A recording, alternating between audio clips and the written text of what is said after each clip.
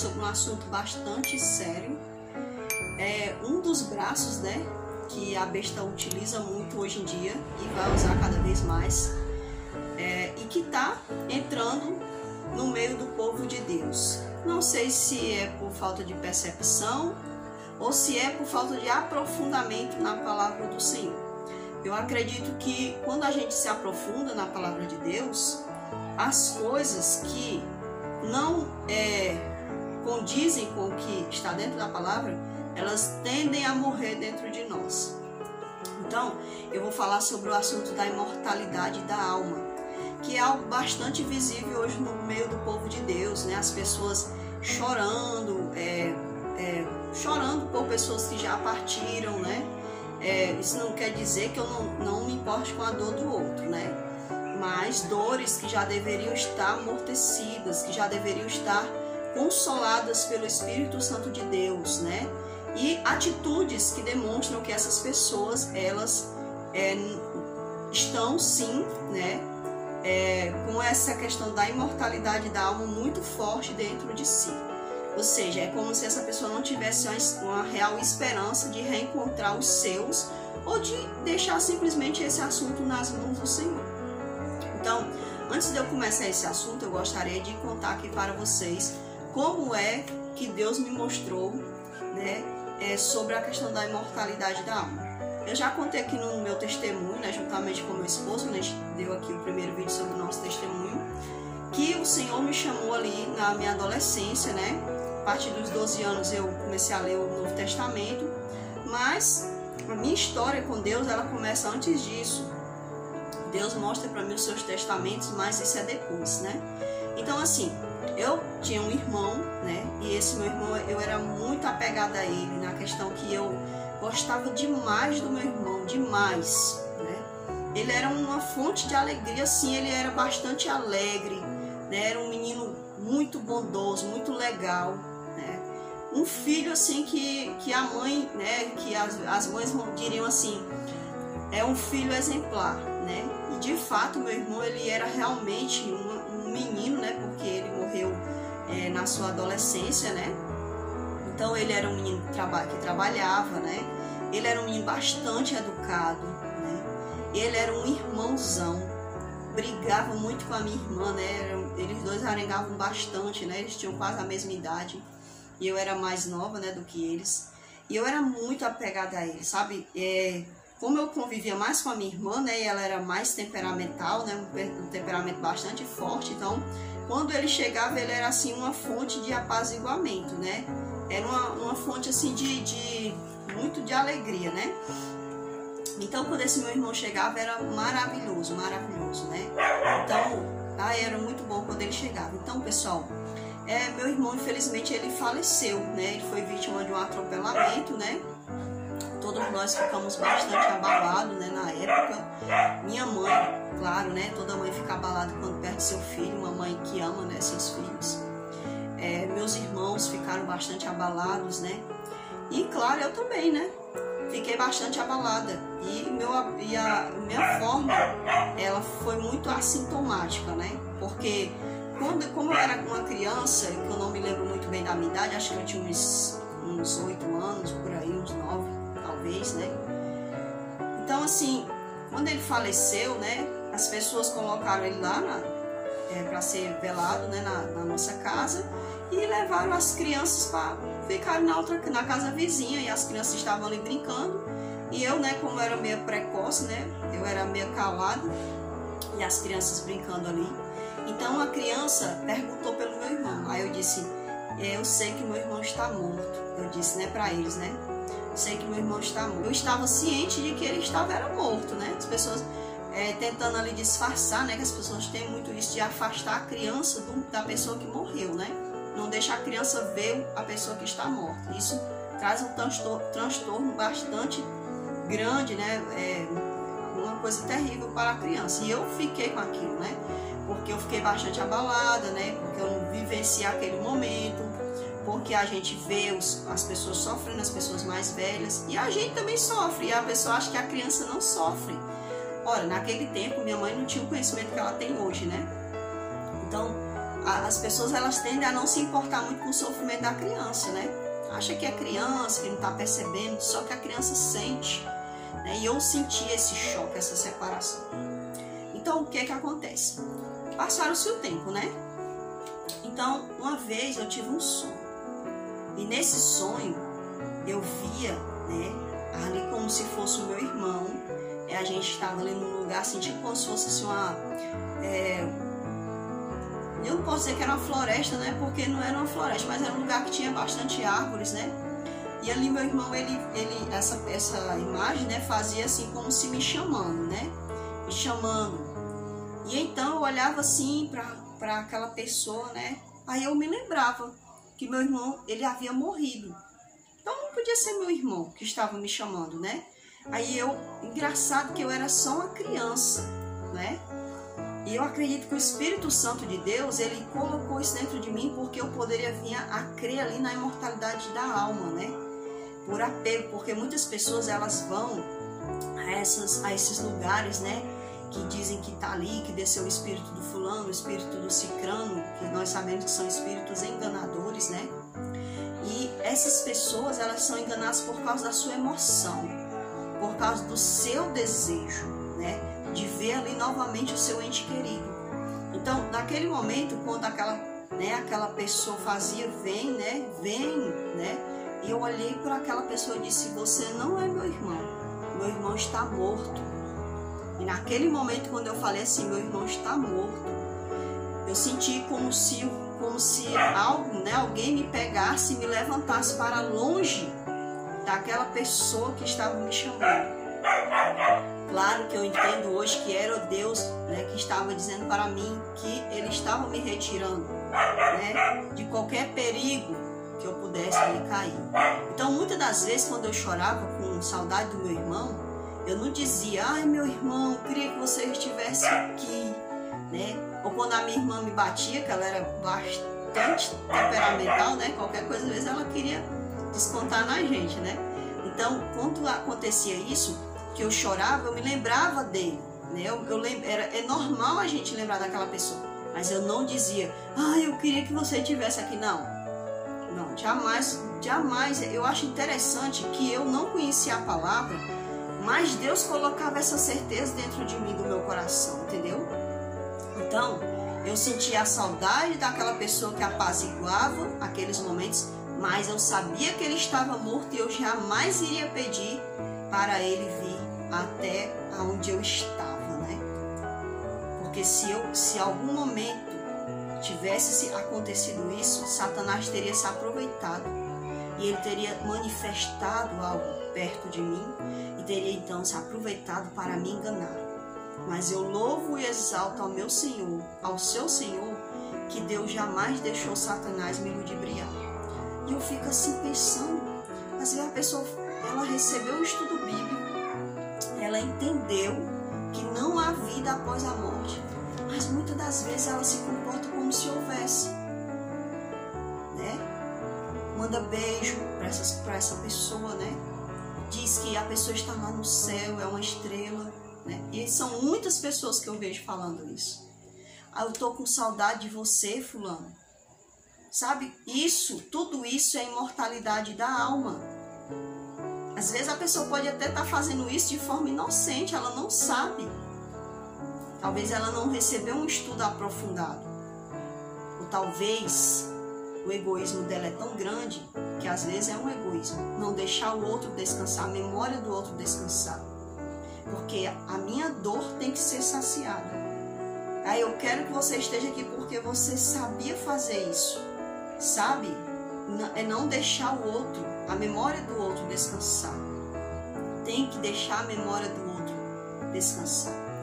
E o que eu acho interessante é que muitos pregadores, eles até enganam as pessoas. Olha, o seu parente ele morreu, mas ele está salvo. Quem de nós pode dizer quem está salvo ou quem está perdido? Por mais que essa pessoa seja santa, quem de nós pode dizer que essa pessoa está salva ou está perdida? Nenhum de nós. Então, por mais que meu irmão fosse um bom menino, uma ótima criança, né? Porque ele era praticamente uma criança, assim, à vista das pessoas que a gente vê hoje, né? Apesar dele ter 14 anos ali. Então, eu jamais abro a minha boca para dizer: eu vou reencontrar meu irmão, Deus vai me fazer reencontrar meu irmão. Não, gente, eu não sinto isso. Eu não sinto. Isso é uma coisa que está nas mãos de Deus. Se o Senhor quiser ressuscitar meu irmão, se ele viu que o meu irmão morreu salvo, ele vai fazer isso. Se ele viu que o meu irmão morreu, mas dentro do seu coração meu irmão não quis receber, ele é Deus. Então isso não me incomoda, sabe? Não me incomoda isso. Eu achei lindo uma vez a irmã Darley de Alves falando, né? Ela dizendo que a primeira filha deles, né, faleceu. E eles enterraram ela num determinado lugar. E eles não iam morar mais naquele lugar. Mas ela disse: eu não me importo. Ela assim, eu achei ela muito bonito o jeito dela, sabe? Desprendido. Uma pessoa que a vida dela está nas mãos de Deus, sabe? O emocional dela é controlado por Deus. Então, gente, é muito perigoso hoje eu e você estarmos caindo nas garras da imortalidade da alma, porque isso pode fazer os nossos olhos taparem para a verdade. Então vamos ver o que é que diz aqui no livro de Eclesiastes, capítulo 9, e o versículo, pessoal, o 5, diz assim para nós: porque os vivos sabem que hão de morrer, mas os mortos nada sabem, não sabem coisa nenhuma, nem tampouco terão eles recompensa, porque a sua memória jaz no esquecimento. Então, gente, se hoje você chora e diz que está com saudade do seu parente que faleceu, você não está fazendo isso para ele, porque ele faleceu. A memória dele está adormecida, está apagada, sabe? Ele está desconectado. Ele não existe mais, vamos dizer a verdade, ele já não existe mais. Então nem eu devo sofrer por ele e nem ele está sofrendo por mim, né? Então, gente, a dor da perda de alguém é uma dor cruel, é cruel. Viver o luto é normal, é sadio. Chorar no momento em que o outro morre é normal, é sadio. Mas eu e você, sendo cristão, né, e seguir o que o mundo segue, porque o mundo, ele não conhece a verdade. E nós conhecemos. A pessoa que está no mundo, ela vai mandar beijinho para fulano que morreu, ela vai escrever dizendo que está com saudade do cicrano. Ela vai fazer tudo isso porque ela não conhece a palavra e ela não tem a Bíblia como uma norma de vida. Mas se eu e você estamos fazendo isso, eu vou falar a verdade para você que talvez muitos não lhe falaram. Você está ofendendo a Deus. Porque quando alguém faz isso, ele está ofendendo a Deus. Porque a palavra de Deus disse assim para o povo de Israel: vocês não devem consultar os mortos. Saul não valorizou Samuel enquanto ele estava vivo. Não valorizou. Mas no momento em que ele se viu desesperado, ele não quis buscar Deus. Ele foi lá num lugar onde não se devia ir. E ele pediu para que o espírito de Samuel fosse levantado para falar com ele.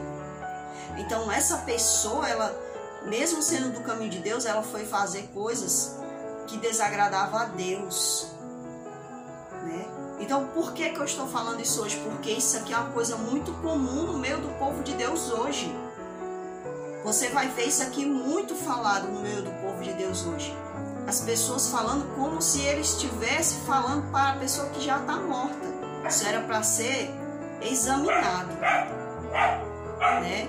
A gente tem que fazer uma análise, sabe? Se você talvez você não possa ter entendido o estudo bíblico direito, peça a Deus orientação.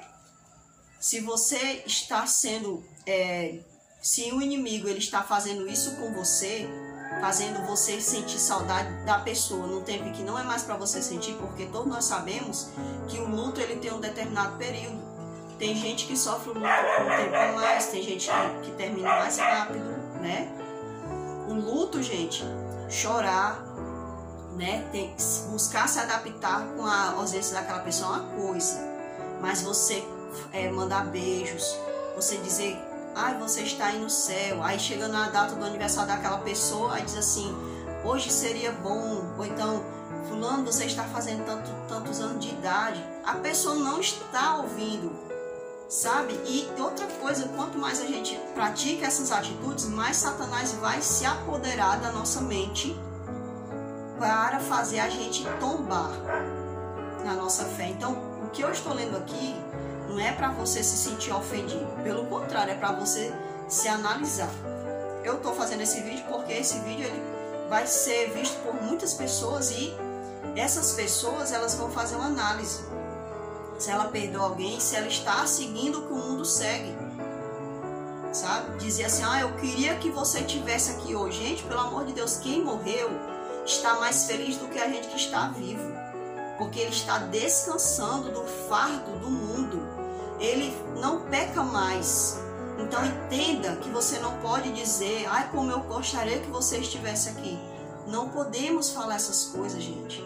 Temos que respeitar a memória dos que morreram. Temos que respeitar a Deus que o permitiu morrer. Não foi da vontade de Deus que ele morresse, mas Deus permitiu por algum motivo que aquela pessoa morresse, né? Permitiu que uma criancinha morresse, permitiu que um adulto, um idoso. Dói. É uma dor terrível? É terrível. Mas ela é uma dor consolável pelo Senhor. Então, vamos fazer uma análise e não vamos seguir o que o mundo segue.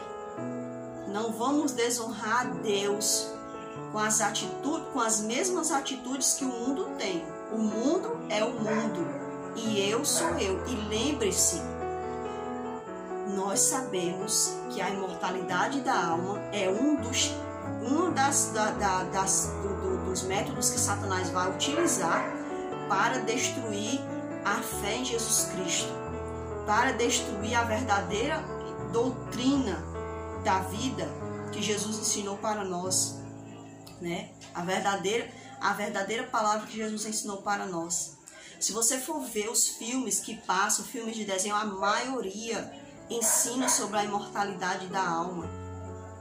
A maioria. A maioria deles, se eu gostaria até de dizer assim todos, mas eu vou até ser boazinho e dizer a maioria, né? Mas se você for fazer uma análise, a maioria dos filmes vai ter imortalidade da alma. Vai ter lá um ghostzinho, né, descendo. Então, gente, muito cuidado. Não deixe que os seus sentimentos sejam utilizados pelo inimigo para te derrotar. Não deixe. Não deixe que Satanás destrua a tua fé de forma minuciosa. Não deixe. Não dê a Satanás aquilo que você tem de mais precioso. A sua fé em Cristo Jesus. E lembre-se que se um dia você se encontrar com o Pai Celestial e o seu parente não estiver lá, o Pai sabe todas as coisas. Pode até acontecer de o meu parente estar lá naquele grande dia e eu não estar. E mesmo assim eu sei que o meu Pai soube o que deveria ser feito. Então vamos respeitar o entendimento do Pai. Vamos respeitar essa capacidade que o Senhor tem de cuidar de todos nós. Só mesmo Satanás que pode colocar isso na cabeça, quer colocar isso na cabeça da humanidade, de que existe vida após a morte e que você pode crer de uma formazinha indireta nisso. Sabe, crer você até pode, mas se você tiver com isso, você já tem que saber que qualquer parte com a mentira é uma quebra de laços que você tem com a verdade de Cristo. Então, a partir desse momento, se você fazia isso sem perceber, hoje você sabe que isso era uma prática de pecado, que você podia estar fazendo de forma inconsciente e Deus não levou em conta a sua ignorância. Mas a partir do momento que você sabe que o seu parente está dormindo, que ele não sente nada, que ele não ouve nada, você não tem que ficar colocando em Facebook, em TikTok, em Instagram, nessas coisas aí que tem na mídia, né? Tudo. ou até mesmo falar, o seu jeito de falar, né? Você tem que se vigiar. Não deixe que Satanás ponha na sua cabeça de que aquela pessoa está lhe ouvindo, porque ela não está. Senão a palavra de Deus estaria mentindo para você. E a palavra de Deus, ela não mente. Um dia o Senhor vai mostrar quem é que é o mentiroso desse mundo. Ele vai mostrar, porque parece que ele falando, parece que a humanidade está acreditando que Deus não está falando a verdade. Mas um dia ele vai mostrar com sua total força quem de fato é o grande sedutor de todas as nações. Então que Deus possa abençoar a mim e a você. Não deixe que a imortalidade da alma se apodere da sua mente. Em nome de Jesus Cristo é o que eu faço, é o que eu peço. Amém.